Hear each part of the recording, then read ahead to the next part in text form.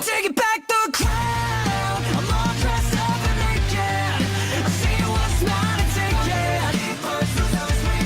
Oh yeah, the crown. So close I can taste it. I see what's mine and take it. Oh yeah. Yo, what? Oh, wait. Greetings, it's the Ninja Reviewer here. Time for another exciting review of the one and only One Piece! Wow! Monkey D. Luffy, episode 815 review. Say hi, Chomper. Hi. Hi. Okay, right here. Alright, this week's episode. Yo, yeah, the Soul King, BROOK, baby. Dun, dun, dun. Yo, let's yo. Hold on, oh, yo.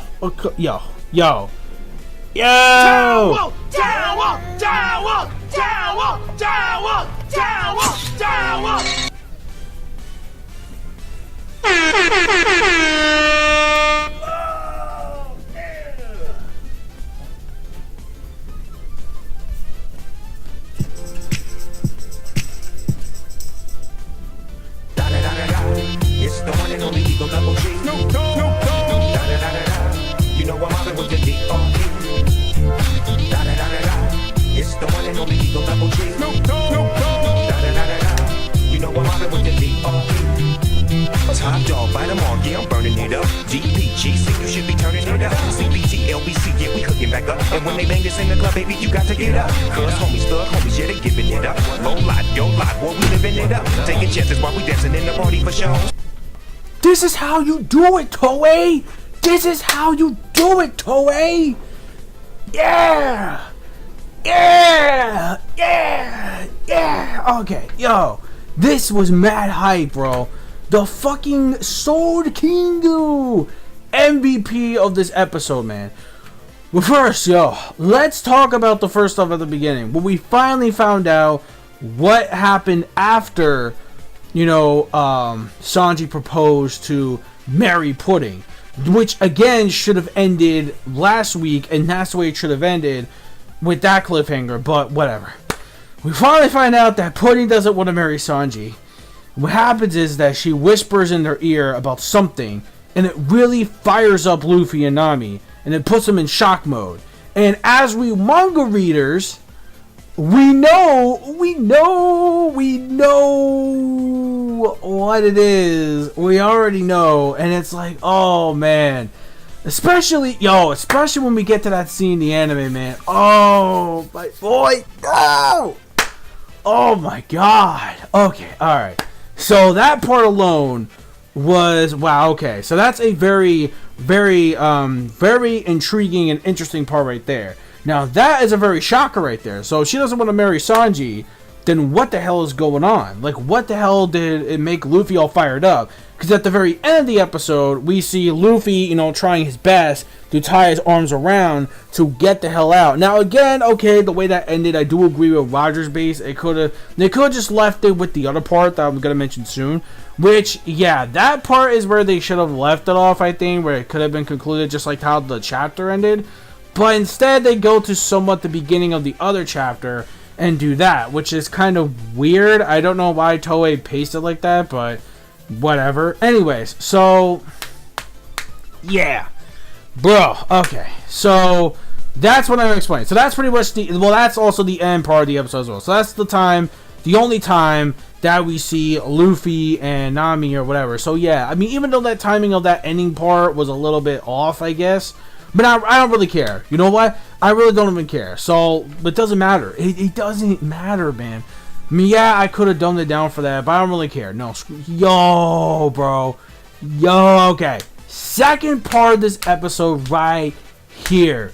BROOK taking out most of the people that were on guard with the poneglyph.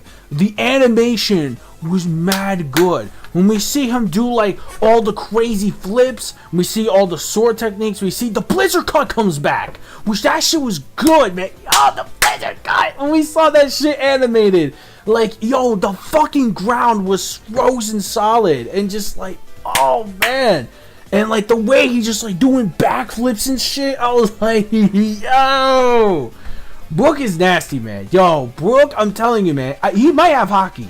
Like, maybe people may want to deny this. I think Brook has hockey hidden somewhere. I don't know where, but he has it somewhere. Or maybe he'll unlock it. Why? Because as we manga readers, especially reading the last chapter, getting that little hint there on how hockey really times in bloom to shine, if you know what I mean. So, you know exactly what I'm talking about right there. Like, oh, man. Oh, man. So, I think what I'm reading there and here, watching it, makes kind of more sense now. And I'm like, oh, maybe that makes sense. Okay. I think that sort of makes sense now. You'll see what I mean later down the line. But, oh, my God. Like, bro. Fuck, man. Like, when I saw that shit, that was nasty, man. And the animation was on point, though. Especially, like, yo. Bro. Like, he's taking these dudes out. Like it was nothing. Like, cut, dude. Brook is amazing, man. Oh my God, Brook. My homie, man. My homie. Okay. Actually, meanwhile, let's talk about the other stuff too. No. Let me finish the Brook stuff first.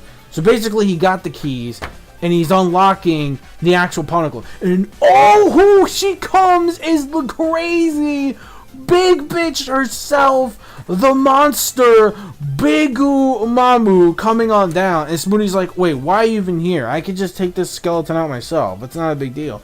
She's like, move, bitch! Get out the way! Like, no!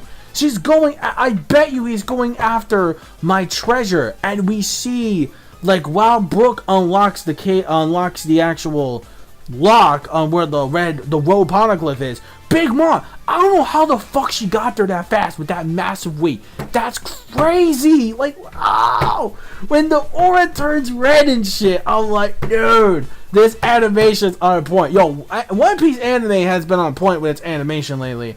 It's been really great though. Like, same with Super. Like, when I talk about Dragon Ball Super next, that's also been like really big improvement changes as well. Is the animation department. Like, holy shit, is it really different compared to what we're used to? Oh man, let's go, boys. Okay, so we got that going on, man. And then of course, yo, Brook is so screwed. Shit, Brook is so screwed right now. But in the next preview, man, oh, Toei, oh, please don't skip this. Oh my God, when I saw that, oh, I'm like, let's go. I'm like, no, please don't do this to me, Toei. The manga did this to me. And then look what happened. And then look what happened, man. Look what happened with the manga. Please don't skip this fight. Please, Toei, do not skip this fight. Please, don't. Don't. I hope you don't, please. I hope. Yo, come on, man. I want it, man. I know it's probably not going to happen. I want it to happen so badly, man. Oh my God, when I saw that stance, I'm like, come on, Toei, you're my last hope on this shit. You're my last fucking hope. Damn it. Alright. So, meanwhile, especially, speaking of fights, alright, let's just, before we get to that, we have Chopper and Carrot finishing up her fight with Brûlé. That was cool, and I really did like how Chopper used a really big monster point in order to take on most of the scrub lords of Brûlé. That was really cool, and just the way that Chopper was so fierce in that monster form. Granted, I don't think he's nearly, I mean, yeah, he has more control of it, and a lot of people complain that it still uses that cute motion compared to most of the times where he would transform. His eyes would go all black and shit, which they kind of still are in a way. Like, it's not as cute as people like make it out to be. I don't know, maybe it's because of the manga, the way it is, I don't know. But it's fierce. It's really cool. Like, especially back in the day, how it really did give you chills when, like, he first did it for the first time. Then he just smacked fucking, not Jabor, shit. What the hell was his name? I forgot his name now, from CP9. That one dude, the hair Buddha dude, yeah, him. Where, like, Chopper just beat the shit out of him, and he just tosses that motherfucker out the window. I'm like, dude. I'm like, yo, that toss reminded me so much of that, except it's only in the mirror world. So, granted, okay, so the whole Carrot, that was really cool. Just seeing Carrot use her electric attack against Randolph, that was really cool. So we got that little scene. So Brulee's party is pretty much, they're out. They're pretty much taken to the cleaners. Finally, which I wasn't a big fan of that fight regardless in the manga anyway. So I'm actually kind of glad it did wrap up finally here in the anime as well. So glad we progressed through that. Then we have a confrontation setup fight. Pedro finally reached out to the main entrance of and then who do we see outside the palace? Who do we see outside the palace? Who do we see? Tamago, man. Tamago. Tamago is right there, and he's like, dude, I remember when you and me, you know, you were part of the NUTZ Pirates. I remember when you actually faced me 5 years ago. Mama took 50 years of your... Dude, was it 50 or 30? I'm trying to... Like, here's the thing. Yeah, I think it was like 30... No, 50 years. I think it was 50 years. Dude. That's crazy as fuck. And then both of them have half of their eye missing. Like, both of them are half blind. So we're going to have two half blind fighters going against each other. That's bizarre. So we have that going on, which I'm actually really looking forward to. So yeah, that's gonna be pretty cool. Then the next thing we have, and then finally we have REIJU. We have that scene where she's picking like flowers or something like that for Sanji, I guess, for her for the wedding. All of a sudden there's someone in the bushes with a gun. REIJU's like, "You're Noni?" Bam! And then like, not Nami, I said Noni. You know, the whole the what meme, you know, Nani Noni. And then it's like, you know, she gets shot in the leg, and we see REIJU, and she's bleeding all over the wall. She's bleeding all over through the corridor of the castle, and we don't know who exactly who shot her. Well, I know because I read the manga, but for you anime watchers only, and for you guys manga, please, manga readers, do not spoil this for the anime viewers, because obviously we don't want this, because then it's going to ruin the experience. But for you anime viewers only, who do you think it was that shot REIJU at the very end of the episode?